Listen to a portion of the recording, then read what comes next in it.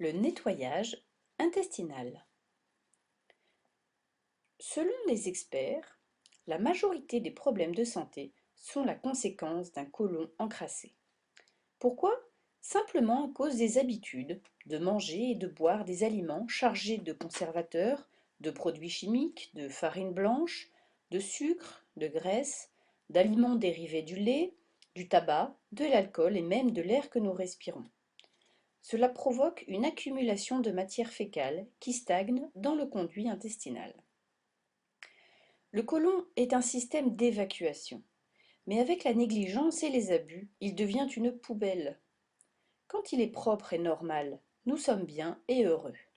Mais laissez-le stagner et macérer, il va s'empoisonner avec la fermentation et la putréfaction, en empoisonnant le cerveau et le système nerveux, le cœur, les poumons et le sang, les organes digestifs, enfin tout le corps en général.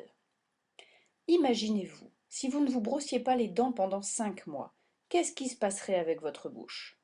Imaginez-vous, si vous ne vous douchiez pas pendant 5 mois, 10 ans ou 20 ans, qu'est-ce qui se passerait avec votre corps?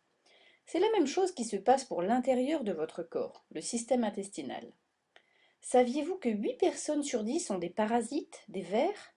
Si vous ne le croyez pas, lisez le livre du docteur Louis Gentleman. Devine ce qui est venu dîner. Savez-vous que n'importe quelle personne ordinaire porte entre 1,5 kg et jusqu'à 12 kg de matière fécale, des excréments, dans le côlon? Savez-vous qu'une pièce de viande pourrit plus rapidement dans le côlon que si vous la laissiez en dehors du réfrigérateur? Saviez-vous que le poulet que vous achetez au supermarché est plein d'hormones qui peuvent vous causer des problèmes et des déséquilibres hormonaux dans votre organisme?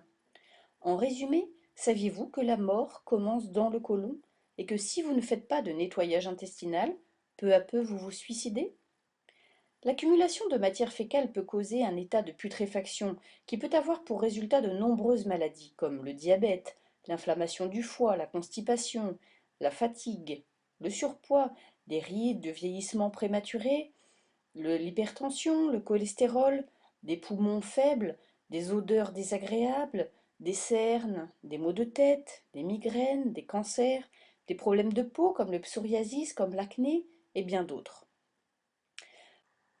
L'an dernier, plus de 150 000 personnes sont mortes du cancer du côlon au Mexique. Le docteur John Christopher, scientifique international et auteur de nombreux ouvrages sur la nutrition, affirme que la majorité des maladies sont les conséquences d'intoxication et de déficiences dans le corps.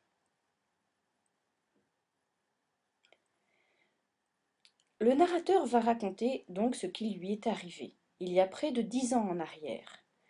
Je me trouvais dans un mauvais état de santé, comme beaucoup d'entre vous sans doute aujourd'hui. Je perdais mes cheveux, j'avais un gros ventre, des yeux cernés, je sentais des pieds, peu importe le nombre de fois par jour que je pouvais les laver. J'avais le foie enflammé, je me sentais faible, et déjà à partir de 3 heures de l'après-midi, je m'asseyais dans un fauteuil et je m'endormais pour 2 ou 3 heures sans envie de faire quoi que ce soit. Alors j'ai fait ce que beaucoup font. J'ai appelé mon médecin qui m'a immédiatement fait entrer à l'hôpital pour faire une série d'examens. Pendant 3 jours, j'ai subi des piqûres, des prises de sang, des radiographies, puis les médecins m'ont informé qu'ils m'avaient découvert un problème au côlon, et que dans les 6 semaines, ils pensaient me faire une colostomie, c'est-à-dire me couper 12 à 16 pouces de côlon. Bouleversée, je suis rentrée à la maison, et un après-midi, 2 jours après, je pensais même à me tuer. Mais une amie a entendu parler de mon problème, et m'a recommandé de faire un nettoyage intestinal. Sur le moment, je ne l'ai pas cru. Elle n'était pas médecin, et en plus c'était une femme. Et que connaissent les femmes? Cependant, elle, très intelligente et se rendant compte de ma stupidité, insista pour que je rencontre un docteur en naturopathie.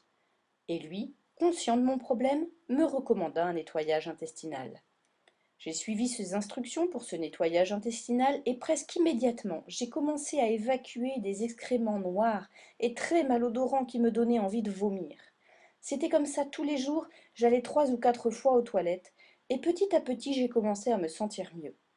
J'ai commencé à perdre du poids, mon gros ventre a commencé à dégonfler, les taches sur le visage et les cernes ont disparu. Mon inflammation du foie a disparu également et j'ai perdu 2 pouces de tour de taille. Quand je me suis présentée à l'hôpital 6 semaines plus tard pour l'opération, j'ai insisté pour que les docteurs me refassent des radios et des examens, ou sinon je refusais qu'ils m'opèrent. Ils étaient très réticents, mais ils l'ont fait. Et ils ont découvert, avec une grande surprise, que j'avais le côlon le plus propre et le plus sain qu'ils avaient jamais vu, et qu'en conséquence je n'aurais pas besoin de l'opération. Quelques jours après, j'ai été étudiée avec ce docteur en naturopathie, et j'ai vu de mes propres yeux de nombreuses personnes qui avaient pu cesser leurs injections d'insuline, des gens qui avaient été paralysés et qui remarchaient, des malades du cancer qui avaient guéri, etc. En réalité, nous ne sommes pas seulement ce que nous mangeons, mais aussi ce que nous digérons et éliminons. Souvenez-vous, tout ce qui rentre ne ressort pas forcément. Il faut se souvenir que tout ce que nous mangeons, il faut le digérer et l'éliminer en 24 à 32 heures. La constipation chronique augmente le risque de cancer du sein chez la femme. Souvenons-nous que le corps n'est pas sain s'il n'est pas propre à l'intérieur. Mettre des médicaments et des aliments dans un corps sale, c'est comme manger dans une assiette sale. Le fameux docteur V.I. Irons, un spécialiste reconnu du côlon, dit la chose suivante. Selon moi, il n'y a pas plus d'une seule maladie. Et cette maladie, c'est l'auto-intoxication, le corps s'empoisonnant lui-même. C'est la porcherie dans notre système qui nous tue. Je suis convaincu qu'à moins que vous ne nettoyiez votre côlon, vous ne serez jamais en bonne santé. Nous sommes comme une voiture. Vous n'achèteriez pas une voiture neuve, puis ne jamais lui changer l'huile. Alors pourquoi ne faites-vous pas également la vidange de votre organisme? Souvenez-vous, peu importe combien de fois nous lavons la carrosserie de la voiture, si nous ne changeons jamais l'huile du moteur, avec le temps, le moteur va se détraquer. C'est la même chose avec notre corps. Tous les jours, quand nous nous levons, nous nous douchons et lavons l'extérieur du corps sans jamais nous occuper de le nettoyer à l'intérieur.